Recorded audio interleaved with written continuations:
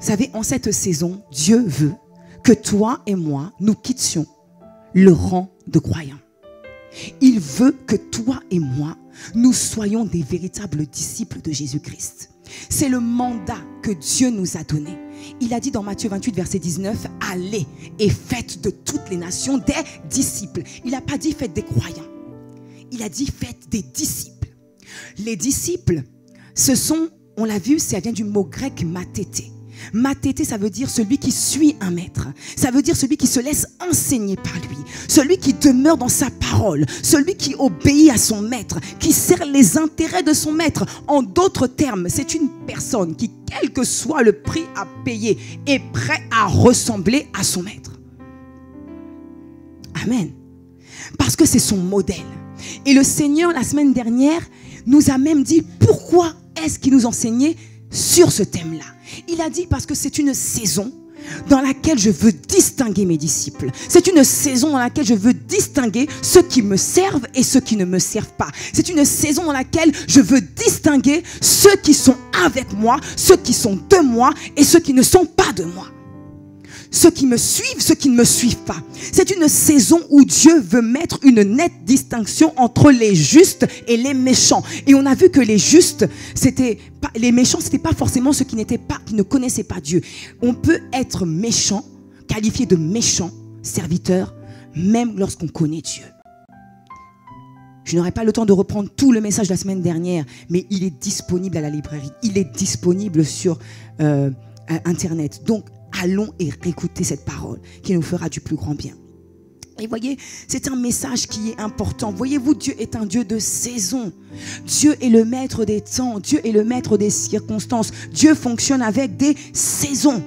Et vous voyez, de la même manière que lorsque nous allons à l'extérieur, nous sommes en mesure de discerner, là aujourd'hui il va pleuvoir, je vais prendre mon parapluie, je vais mettre des chaussures adaptées, je vais faire ça. Je prie aujourd'hui que le Seigneur illumine les yeux de nos cœurs et nous rende sensibles à la période dans laquelle nous sommes en ce moment. Je prie que le Seigneur illumine notre entendement, qu'il ouvre nos sens spirituels afin de comprendre la profondeur de cette parole. C'est ma prière, c'est mon cri. Je dis Seigneur, accorde-nous la grâce.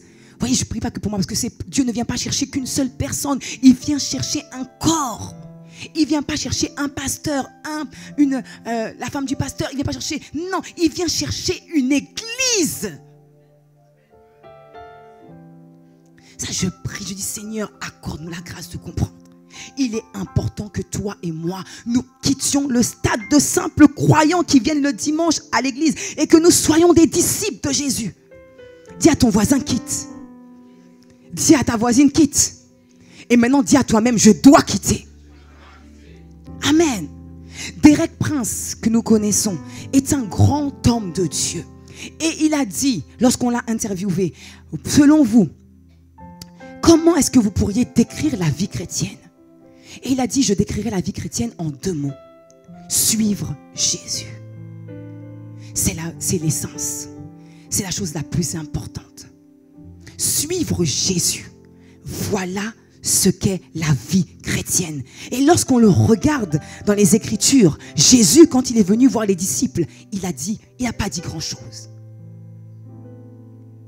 Jésus dit, suis-moi à Philippe. Philippe le suit. Il dit à Matthieu, le collecteur d'impôts, dans Matthieu 9, verset 9, viens et suis-moi. Matthieu laisse ce qu'il est en train de faire, vient et le suit. Pierre et André, après la pêche miraculeuse, Jésus leur dit, venez, suivez-moi. Je ferai de vous des pêcheurs d'hommes. Ils arrêtent ce qu'ils sont en train de faire et ils le suivent. Voyez-vous, je me suis posé la question, mais Seigneur, ces personnes-là, c'est facile de lire, viens et suis-moi, oui, je me lève et je m'en vais. Mais je me disais, mais ces hommes et ces femmes avaient des choses. Ils avaient des possessions, ils avaient des choses, mais ils ont tout abandonné. Ils ont tout délaissé. Vous voyez, eux, ils ont accepté, mais il y en a d'autres qui ont refusé. Quand on regarde le jeune homme riche, il disait, moi, je fais beaucoup de choses. Toute la loi, je la connais. Je respecte la loi. Je vais à l'église. Je vais à l'atmosphère de gloire. Je vais aux réunions de prière. Jésus dit, ah d'accord, va, vends tes biens et viens et suis-moi. Il n'a pas pu y aller. Il a dit non, il a refusé, il a décliné. De même, Luc 9, 59, un homme dont on ne connaît pas le nom, Jésus lui dit, viens et suis-moi. Il dit, attends, je veux bien te suivre en fait, mais je dois d'abord aller enterrer mon père. Et en fait, quand on regarde dans les Écritures, lorsque le père décédait, les fils devaient rester auprès de leur enfant 8 jours. Et dans ces 8 jours-là, c'est là qu'on enterrait le père. Donc s'il est sorti, c'est qu'en principe, le père devait être enterré. Tout ça pour dire qu'en fait, c'était une excuse. Il voulait retarder. Il n'était pas prêt à tout abandonner pour suivre Jésus. Il voulait encore aller récupérer 2-3 choses. Il voulait encore aller gérer d'autres dossiers. Il voulait encore aller faire 2-3 trucs avant de partir. Mais quand Jésus vient, il dit, viens et suis-moi. Et c'est maintenant. Amen. Voyez-vous, et je me suis dit, mais pourquoi, Seigneur, ces hommes-là ont tout quitté? Pourquoi est-ce qu'ils ont accepté sans réfléchir? Pourquoi ils ont accepté sans poser de questions? Pourquoi ils ont accepté sans même te demander où est-ce qu'ils allaient? Et la réponse que j'ai eue, c'est parce qu'en fait, leur destinée naturelle, c'est-à-dire naturelle, terrestre, et leur destinée spirituelle, c'est-à-dire céleste, dépendait de la réponse à la question posée. Je reprends. Leur destinée sur la terre et leur destinée éternelle dépendaient de la réponse à cette question. Et il en est toujours de même pour toi et pour moi aujourd'hui. Il en est de même. La vie que nous allons vivre ici-bas sur cette terre, à peu près une centaine d'années, et l'éternité dépend de cette réponse à la question. Si nous voulons, si nous décidons d'agir comme Matthieu, comme Pierre, comme Philippe, nous devons savoir qu'il y a des étapes, il y a des conditions pour suivre Jésus. Nous devons le savoir. Et c'est pour ça que le titre de mon message aujourd'hui, c'est « Es-tu prêt à suivre Jésus ?» Beaucoup parmi nous disons « Oui, je veux suivre Jésus. Oui, je veux suivre Jésus. Oui, je veux suivre Jésus. » Jésus a ses disciples, est-ce que vous êtes prêts à prendre cette coupe amère? Est-ce que vous êtes prêts à boire ma coupe? Parce que si vous venez à ma trace, si vous me suivez, il y a une coupe, il y a un prix à payer. Est-ce que toi et moi aujourd'hui nous sommes prêts à payer le prix? C'est vrai, nous venons à l'église. C'est vrai, chaque dimanche nous sommes là. C'est vrai que nous sommes là, nous servons. Mais est-ce que nous sommes prêts à payer le prix? Est-ce que nous sommes prêts à boire cette coupe amère? Ne répondons pas trop vite. Matthieu 16, verset 24. Puis, s'adressant à ses disciples, Jésus dit, « Si quelqu'un veut marcher à ma suite, si quelqu'un veut me suivre, si quelqu'un veut être mon disciple, qu'il renonce à lui-même, qu'il se charge de sa croix et qu'il me suive. » Je reprends. Si quelqu'un veut marcher à ma suite, si quelqu'un veut me suivre, si quelqu'un veut être mon disciple, alors qu'il renonce à lui-même, qu'il se charge de sa croix et qu'il me suive. Car celui qui est préoccupé de sauver sa vie la perdra. Mais celui qui perdra sa vie à cause de moi la retrouvera. Si un homme parvient à posséder le monde, à quoi cela lui sert-il s'il perd la vie? Et que peut-on donner pour racheter sa vie? Amen. Ici, Jésus s'adresse à ses disciples. Et c'est vrai qu'au départ, je dis, mais Jésus, pourquoi tu t'adresses à des disciples?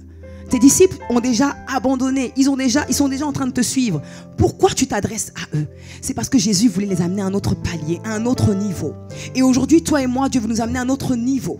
Dieu veut nous amener à un autre niveau, à un autre palier, à un autre niveau de révélation, à un autre niveau de compréhension. Amen. Jésus parlait à ses disciples. Les disciples avaient vu Jésus dans sa gloire. Jésus, il faisait beaucoup de miracles accompagnaient Jésus, accompagnaient ce qu'il faisait, accompagnaient ce qu'il disait. Et toi et moi aujourd'hui, on commence à voir des miracles. Ce vendredi encore, il y a eu des miracles dans la maison du Seigneur. Hier, à la sortie de Gagneur d'Homme, il y a eu des miracles encore. C'est une saison où nous voyons des miracles. Et où nous nous réjouissons en disant, oui, nous voulons suivre Jésus. Nous voulons suivre ses pas. Nous voulons suivre ses traces. Nous voulons faire des bons miracles. Oui, il y a les miracles, mais il n'y a pas que les miracles. Amen.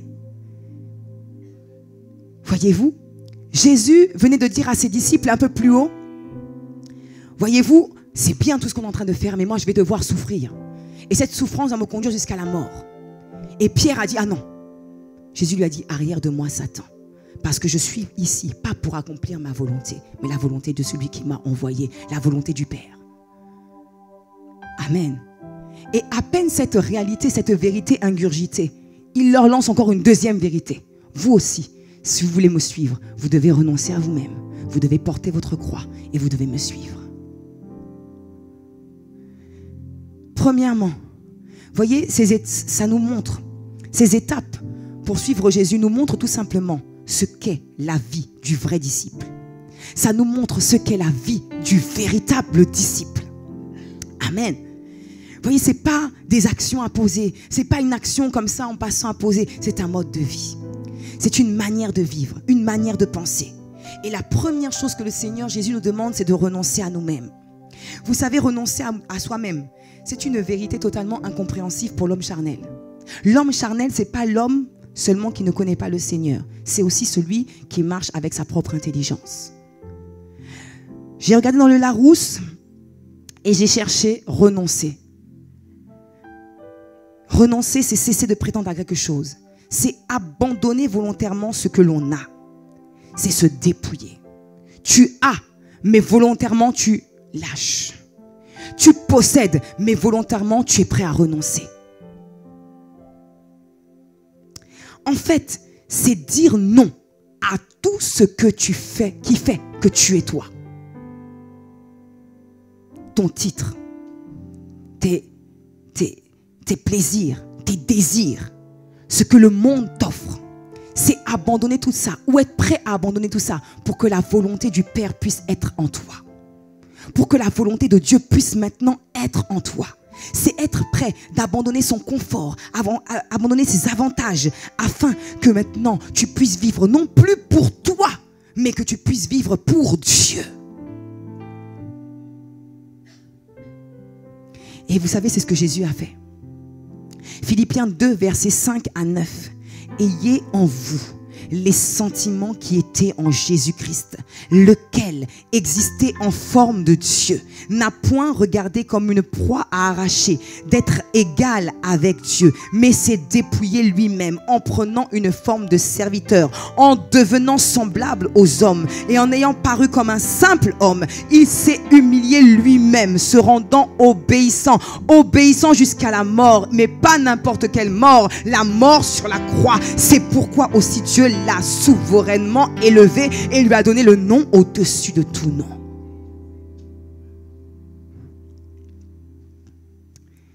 La condition de Dieu était la meilleure. Jésus, personne n'avait les titres qu'il avait, les accès qu'il avait auprès du Père. Personne n'avait les attributs qu'il avait. Mais il n'a pas regardé à ça. Il s'est laissé dépouiller. Et je dis tout à l'heure, ça te rend petit. Je ne sais pas quel titre tu as dans le monde séculier. Chef d'entreprise, pasteur, assistant pasteur, médecin. Je ne sais pas quel est ton titre, mais le titre n'est rien. Dieu dit qu'il veut que nous nous dépouillions. Que nous soyons prêts à nous dépouiller. Il veut que tu regardes ta vie comme étant de la boue. Il veut que tu regardes ta vie comme étant de la boue. Parce que ces choses-là sont passagères, elles peuvent passer. Demande à Job. En une journée, Job a tout perdu.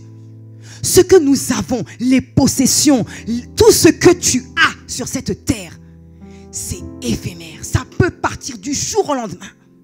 Du jour au lendemain. Il te dit dépouille-toi. Ne t'appuie pas. N'appuie pas ta vie sur ça. Ne t'appuie pas sur ton nom de famille. Ne t'appuie pas sur ta couleur de peau. Ne t'appuie pas sur ta caste. Ne t'appuie pas sur tes accès. Ça, en une journée, ça peut partir. Appuie-toi sur le roc. Appuie-toi sur l'éternel. Appuie-toi sur l'essentiel. Accepte d'être diminué, rabaissé. Accepte de servir. Et ça, c'est même dans nos relations les uns envers les autres. Peut-être qu'à l'extérieur, tu es le maire d'une ville. Mais Dieu te dit, ce titre-là, c'est rien. Sers. Le plus grand, c'est celui qui sert. Sois au service des autres. Sois attentif aux autres. Sers les autres. Aide les autres. Aime les autres. Jésus nous a montré. Il était l'exemple parfait. Il n'a pas regardé à sa condition. Toi et moi, nous sommes qui pour exiger quelque chose? Toi et moi, nous sommes qui? Ce que nous sommes, nous le sommes par la grâce de Dieu. Ce que nous l'avons par la grâce de Dieu. Nous n'avons rien fait pour le mériter. Nous n'avons rien fait pour le mériter. Tout ce que nous avons, c'est la grâce de Dieu. La condition, il a accepté d'être esclave. Un esclave, tu lui dis, viens là, il vient. Va là-bas, il y va. C'est ce que Dieu veut, que nous puissions renoncer à nos propres désirs, notre propre volonté, notre moi-je. Que Dieu nous fasse grâce. Après le renoncement à soi, il dit, porte ta croix. Porte ta croix, c'est-à-dire c'est pas une journée, c'est pas une fois. C'est tous les jours, tu dois et je dois me charger de ma croix. Tous les jours que Dieu fait, on doit se charger de notre croix. La croix, c'était le moyen par lequel les Romains exécutaient des hommes qui étaient condamnés à la peine capitale. Maintenant que tu t'es dépouillé, maintenant que je me suis dépouillé de ma volonté et que la volonté maintenant de Dieu va prendre le plein contrôle, je peux maintenant marcher avec ma croix. Et vous savez, quand quelqu'un portait sa croix, on savait où il allait. Il allait mourir. Il allait mourir. Et ce n'était pas n'importe quelle mort. C'était une mort horrible. Je ne sais pas pour ceux qui ont déjà vu la Passion du Christ, mais c'est des images qui sont insoutenables. Et c'était une mort difficile. C'est pour ça que Jésus, waouh, on doit le respecter, on doit l'honorer. Personne n'est capable de faire ce qu'il a fait. Voyez, et toute personne qui portait sa croix devait mourir. Laisse-moi te dire ce matin, toi et moi, nous devons mourir. Quelqu'un se dit, mais moi je viens à l'église, on me parle de la mort. Non, t'inquiète pas, reste tranquille. C'est pas la mort physique, naturelle. On te dit pas d'aller te jeter sur un pont. Non, c'est pas ça. On parle de la mort du moi, de la mort de toi, de tes désirs, de la mort de ce que toi tu aimes, de tes plaisirs. Ah non, j'aime. C'est ça dont on parle. Cette mort-là. Amen. La Bible dit, dans Jean 12, verset 23, en vérité, je vous le dis, si le grain de blé qui est tombé en terre ne meurt, il reste seul. Mais s'il meurt, il porte beaucoup de fruits. Celui qui aime sa vie la perdra et celui qui hait sa vie dans ce monde la conservera pour la vie éternelle. Dis à ton voisin, tu es encore trop vivant. Quand tu es trop vivant, le défi, c'est que Dieu ne peut pas t'utiliser. Le Saint-Esprit ne peut pas te remplir et te conduire. Ce n'est pas possible. Le moi doit mourir. Le moi doit se taire. Le moi doit être écrasé. Il y a quelqu'un qui se dit, oui, mais moi j'ai une volonté. Mais notre volonté, ça nous a conduit où depuis? Dieu, c'est lui qui t'a créé. Il t'a dit qu'il nous connaît avant même que nous étions dans le sein de notre maman. Il sait exactement ce qui est bon pour toi et pour moi. Il sait exactement ce qui est bon pour toi et pour moi. S'il te dit ça, c'est parce qu'il sait que c'est bon pour toi et pour moi. Amen. Voyez-vous, et on est prompt parfois à vouloir chasser des tonnes de démons. Quand on voit que notre vie est bloquée, que notre vie n'avance pas, on se dit non, ça c'est certainement qu'il y a un démon encore de la grand-mère qui a été enterrée depuis des années qui est en train de traîner dans ma vie. C'est pas toujours le cas. Parfois ça peut être le cas, mais souvent, bien souvent, c'est la chair, la mauvaise nature, la nature adamique qui nous cause encore des problèmes. Pourquoi? Parce qu'on n'a pas envie de la crucifier. On la laisse avec nous. On vient au Seigneur, mais on a un pied dedans, un pied dehors. On a encore les désirs charnels. Et puis en même temps, on veut faire les choses de Dieu, lui être agréable. Ce n'est pas possible. Il a dit que si tu es froid, si tu es tiède, je te vomis. Je te vomis. On peut jouer un jeu devant les hommes, mais devant Dieu, le jour arrive où on ne jouera pas. Le jour arrive où on aura des comptes à rendre. Dieu veut qu'aujourd'hui, nous puissions faire taire le moi. Il veut que nous puissions arrêter les jalousies, les rivalités, l'orgueil, la comparaison, les rivalités, l'orgueil. Il veut que nous fassions l'inventaire de nos véritables motivations. Qu'est-ce qui te motive? Pourquoi tu fais ça? Le moi peut bloquer une destinée. Le moi peut bloquer ta vie. Et en bloquant ta vie, tu bloques pas seulement ta vie, mais tu bloques également la vie de tes enfants, des enfants de tes enfants, la vie de ton entourage, la vie de ta famille. Tu bloques. Alléluia. Et vraiment, nous sommes trop vivants. Dans l'église, il y a des gens qui sont trop vivants. On est trop vivants. Ceux qui nous posent des problèmes, ce ne sont pas les démons. On prie, on jeûne. Quel démon va rester ici avec le feu de la parole et de la prison de Dieu? Quel feu? C'est parce qu'on cajole ces choses-là. On doit mourir. On doit nous offrir comme un sacrifice vivant. On doit l'accepter. Aujourd'hui, tu te dis, bon, moi, ça fait des années que je suis à l'église et jamais on m'a accordé de pouvoir faire même une prière de départ. Mais la prière, tu vas la faire pourquoi? Quelle est ta motivation? Est-ce que c'est pour être vu ou est-ce que c'est pour faire du bien au peuple? Si c'est pour être vu, tu es encore trop vivant. Si c'est pour être vu, toi, tu es encore trop vivant. Ah, moi, j'ai rencontré la RH de l'église, je voulais aller à la louange et elle m'envoie à PBO un parfum de bonne odeur. Mais pourquoi tu veux aller à la louange? C'est pour que tu sois là, que tout le monde puisse te voir, t'observer, ou c'est parce que tu sens que tu as un appel en toi et que cet appel doit sortir et qu'il doit faire du bien au peuple? Quelles sont les motivations profondes? Laisse-moi te dire que le moi est subtil. Laisse-moi te dire que le moi peut bloquer ta vie. Laisse-moi te dire que tu peux faire beaucoup de choses qui paraissent bonnes, qui paraissent spirituelles. Mais la Bible dit que Dieu regarde au cœur. Dieu regarde à ton cœur et à mon cœur. Et chaque jour, tu dois travailler à ça. Nous allons voir de plus en plus de miracles, de signes, de prodiges. Nous allons voir des grandes choses ici. Nous allons voir des morts ressuscités, je le sais. Nous allons voir ces choses-là en cette saison. Nous allons voir ces grandes choses-là. Mais Dieu veut travailler avec des personnes qui sont mortes. Pourquoi? Il ne veut pas qu'une autre personne puisse prendre la gloire. La gloire, elle est pour lui et pour lui seul. Il doit travailler d'abord en toi. Tu imposes les mains à un malade, le malade est guéri, tu commences déjà à gonfler les épaules. Mais quand le mort va ressusciter, qu'est-ce qui va se passer? Tes chevilles vont tellement être énormes que tu ne pourras même pas et que je ne pourrai même pas passer par le pas de la porte. Donc Dieu dit non, encore, on va briser encore, on va briser encore, on va briser encore. On t'a pas dit quelque chose ou on t'a pas dit bonjour. Ah, dans cette église, il n'y a pas d'amour, moi je m'en vais. Mon ami, quand tu es mort à toi-même, l'amour de Dieu te suffit. Quand tu es mort à toi-même, l'amour de Dieu te suffit. Et quand tu es mort à toi-même, tu vas voir la personne et tu lui dis, bon, ma soeur, est-ce que toi et moi on a un problème? Parce que ce matin, tu ne m'as pas dit bonjour. Et puis ça se trouve, elle dit, mais moi j'étais dans mes pensées, j'ai des difficultés, j'ai des soucis en ce moment. Tu prends, tu vas avec elle, tu pries avec elle, vous priez. Et puis l'histoire, elle est terminée. Est-ce que c'est utile d'aller encore voir ta soeur et puis ton frère et dire, oui, mais elle se prend pour qui? Lui, il se prend pour qui? Il croit qu'il est qui? Et toi, tu te prends pour qui? Vous voyez, on doit sortir des petites choses. Dieu veut faire de grandes choses, mais ses enfants sont encore en maternelle. On doit quitter ce stade-là. Trop vivant, trop vivant, trop vivant. On est en train de chanter, on est en train de louer le Seigneur, on est en train de l'adorer.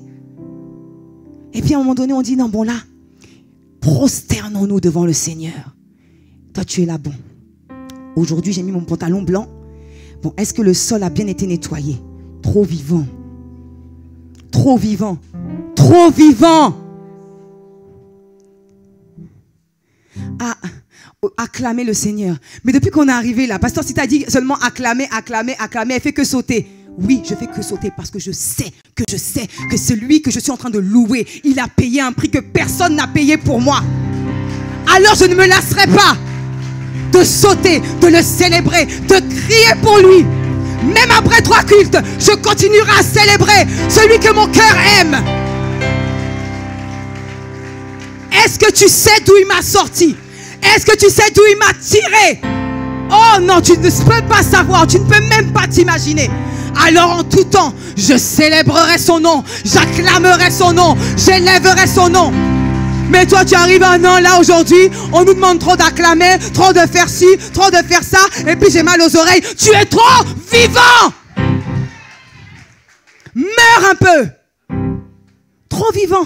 Ah non, aujourd'hui, non, là, aujourd'hui, vraiment, je trouve vraiment que la louange, c'est pas trop ça. Vraiment, j'ai l'impression que, bon, ils sont pas vraiment trop inspirés. Mon ami, c'est pas pour toi, c'est pour lui. Si lui, il agrée, c'est bon. Trop vivant. Amen. Dans les maisons, c'est pareil. Dans les foyers, dans les couples, trop vivant. 2 personnes qui se marient, 2 vivants. Ça va donner quoi? Monsieur parle, madame parle. Monsieur répond, madame surenchérit. 2 vivants. Tu dois mourir. Oui, amen. Amen, tu dois mourir. Et toi qui n'es pas encore marié, toi qui es marié, meurs rapidement. Et prie que ta femme ou ton mari meure rapidement aussi, pour éviter beaucoup de tracas.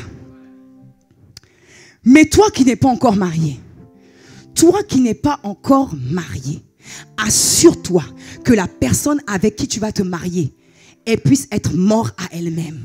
Que ce soit pas quelqu'un qui va dire, moi je fais ce que je veux, comme je veux. Personne ne va me dire à quelle heure je rentre, à quelle heure je sors. Je fais ce que je veux, je fais comme je veux. Mon ami, tu ne fais pas ce que tu veux. Quand tu t'es marié ce jour-là, tu as décidé que cet homme serait ta tête, ton chef, ton kéfalé. Alors aujourd'hui, tu es sous sa mission. Que tu le veuilles ou que tu ne le veuilles pas. Si tu ne voulais pas, il fallait pas te marier. Il fallait laisser le frère tranquille. Il allait trouver une autre sœur. Oui. Je suis désolée. Il y a des femmes qui fatiguent trop.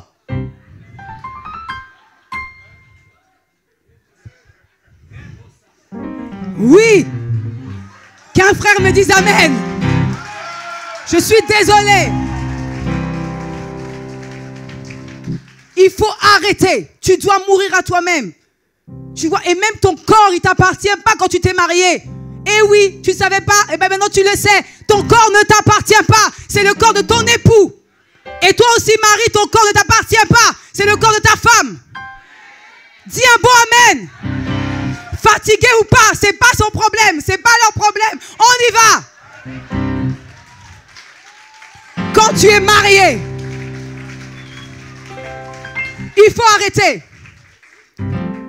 Tu bloques les choses dans la vie de ton mari. Tu bloques les choses dans ta vie. Il faut arrêter. Amen. Je ne sais pas pourquoi j'ouvre cette parenthèse, mais Dieu sait pourquoi on l'ouvre. Il y a un frère qui va être libéré ce soir par la grâce de Dieu. Et une sœur qui va être libérée ce soir par la grâce de Dieu. Alléluia. On doit arrêter d'être des enfants. On doit arrêter de dire je veux être un disciple, lever les mains à l'église, mais avoir une attitude de païen. Si on décide de suivre Jésus, on suit Jésus dans son intégralité. Voyez-vous, quand tu dis que tu suis quelqu'un en voiture, récemment je devais suivre mon époux parce que je ne connaissais pas le chemin. Je ne savais pas le chemin qu'il fallait prendre. Et je savais que si je ratais cette voiture, je savais que si sa voiture, je ne la suivais pas, c'était fini pour moi. Je savais que si cette voiture arrivait à partir sans que je vois par où elle est passée, ma vie était fichue. Parce que mon salut était dans cette voiture. Amen.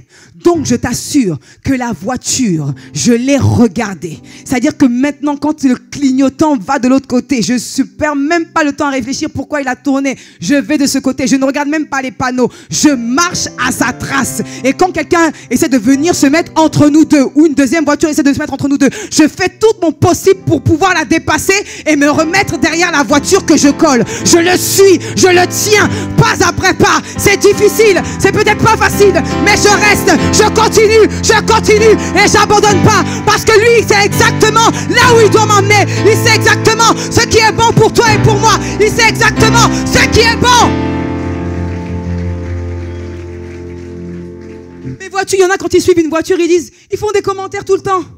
Moi, j'ai suivi. Il m'a dit, suis-moi. Je ne cherche pas à comprendre. Je suis. Peut-être que je ne comprends pas tout. Pourquoi il passe par là alors qu'il y a écrit bandit? C'est pas grave, je le suis. Amen. Mais il y en a quand ils suivent quelqu'un, ils font des commentaires.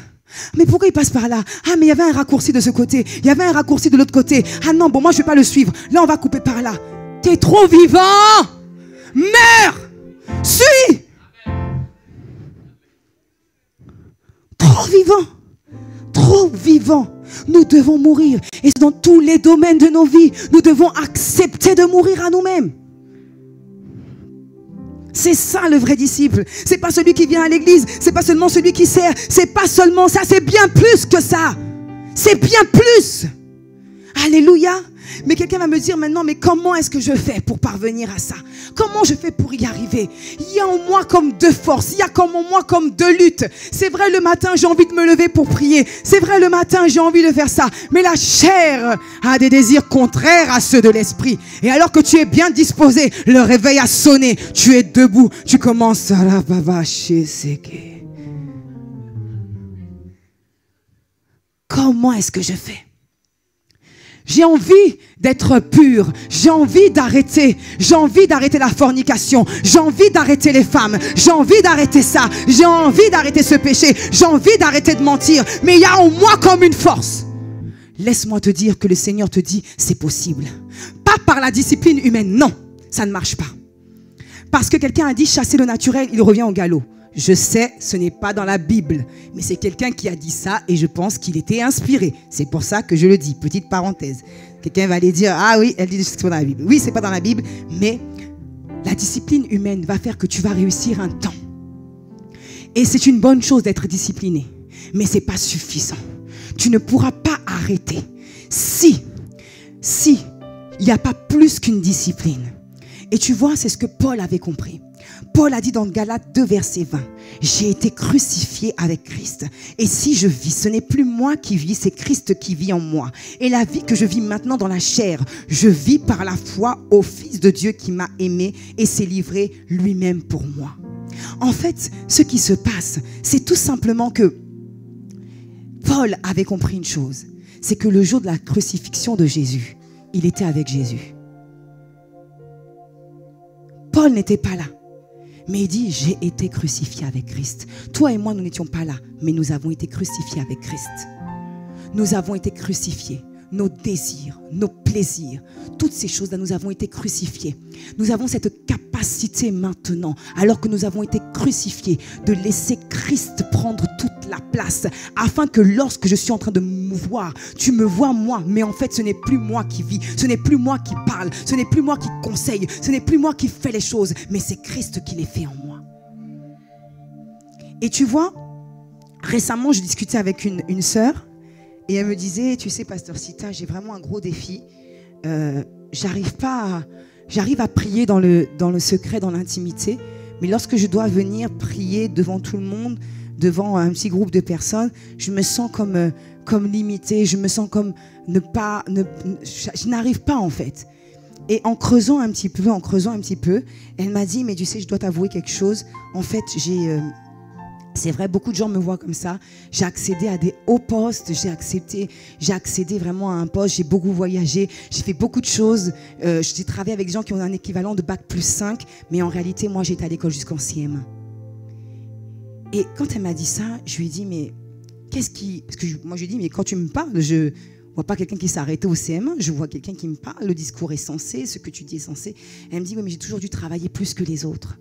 J'ai dû travailler plus que les autres, toujours. Lorsque les autres étaient en train de s'amuser, moi je devais aller travailler pour me remettre à niveau. Je devais tout faire pour me remettre à niveau. Et je lui ai dit, tu sais, laisse-moi te dire une chose. Juste parce que tu as le désir de faire les choses, fais-les. Arrête de penser, arrête de réfléchir à ton diplôme, à tes attitudes, à ta condition. Dieu ne regarde pas le diplôme que tu as pour te qualifier. Je lui ai dit, je suis parent. Et en fait, j'aime mes enfants. Mais que mon enfant ait 8 sur 20, que mon enfant ait 10 sur 20, que mon enfant ait 12 sur 20, je l'aime parce que c'est mon enfant, parce qu'il sort de moi. Et je lui ai dit, Dieu t'aime. Tu n'as pas besoin de faire des efforts. Beaucoup, parce que nos parents la vie nous a poussé à faire des efforts par nous-mêmes. Nous pensons que Dieu est un Dieu qui regarde à nos efforts. Dieu ne regarde pas à tes efforts. Dieu ne regarde pas à tous ses attributs. Dieu ne regarde pas à ton diplôme. Dieu regarde à toi. Il t'aime. Tu as du prix à ses yeux. Tu as de la valeur à ses yeux. Tu es quelqu'un d'unique. Tu es quelqu'un de rare. Tu es son enfant. Ce ne sont pas tes notes. Ce n'est pas ce que tu réussis à faire ou à ne pas faire. Dieu t'aime tel que tu es. Et je lui ai dit, arrête de regarder à ce que tu sais faire ou pas faire. Dieu t'aime. Je dis, moi, mes enfants, ils s'appellent Koyamba. Ils n'ont pas besoin de faire d'efforts. Ils n'ont pas besoin de transpirer. À partir du moment où tu as accepté ce jour-là Jésus dans ta vie comme ton Seigneur et ton Maître, tu n'as pas besoin de faire d'efforts pour être enfant de Dieu, pour être appelé enfant de Dieu. Viens seulement dans la présence de ton papa. Confesse-toi à lui. Dis-lui, Seigneur, j'ai besoin de ton aide. Tu vois ça, je n'arrive pas à délaisser. Je n'arrive pas à abandonner. Parle. Arrête de te cacher comme Adam et Ève se sont cachés dans la présence de leur papa. Va vers lui et il fera. Ton papa peut-être naturel a failli, mais le papa des papas ne faillira jamais. Jamais il ne faillira. Et c'est vraiment important de comprendre cela. Dieu ne regarde pas à tous ces artifices, il regarde à ton cœur. Alléluia. Je ne dis pas qu'il ne faut pas prier. Je ne dis pas qu'il ne faut pas jeûner. Je ne dis pas qu'il ne faut pas faire ces choses-là. Mais je dis que ce n'est pas ça qui te confère le statut d'enfant de Dieu. Alléluia. Alors arrête de dire, mais moi je. Tu es trop vivant. Laisse Dieu agir au travers de toi. Laisse Dieu agir au travers de toi. Laisse Dieu se mouvoir au travers de toi. Laisse Dieu se déployer au travers de toi. Laisse Dieu faire l'œuvre merveilleuse et glorieuse qu'il veut faire au travers de toi. Et vous voyez, souvent on pense que c'est quand on est fort. On pense qu'il faut être fort. Mais voyez-vous, Dieu a pris Gédéon, le plus petit des plus petits. Il a pris David, celui que même son père avait oublié. Dieu prend les choses les plus insignifiantes. Même si tu as été à l'école jusqu'au CP, même si tu as été à l'école, même si tu n'as pas été à l'école d'ailleurs, même si tu ne sais pas lire et écrire, Dieu a dit, je pose le regard sur toi. Et s'il t'a choisi, il t'équipe pour t'élever à la place des grands. Tu vois, et en cette saison, ma prière, c'est vraiment que nous puissions mourir à nous-mêmes. C'est ma prière quotidienne. Et voyez, et ce chant qui dit, voyez, que le faible dise je suis fort, que le pauvre dise je suis riche, que l'aveugle dise je peux voir ce que Jésus a fait. Que le faible dise je suis fort, que le pauvre dise je suis riche, que l'aveugle dise je ce que Jésus a fait. Tu vois, il y a des chants, il faut les prendre comme des cris, comme des cris. C'est-à-dire que c'est dans ta faiblesse que Dieu va se fortifier, que Dieu va faire la différence. Tu vois, quand Jésus était là, sur le chemin de Gethsémane, il a dit vraiment, si cette coupe pouvait s'éloigner de moi. Mais il a dit non, pas ma volonté, mais ta volonté. Alors, à l'instant même, un ange est apparu et l'a fortifié. Tu te dis peut-être aujourd'hui, mais non, mais moi je pourrais pas, je ne pourrais pas. Mais l'œuvre de la croix parle pour toi. Sur la croix, tout a déjà été accompli. Sur la croix, tout a déjà été fait. Sur la croix, tout a déjà été accompli.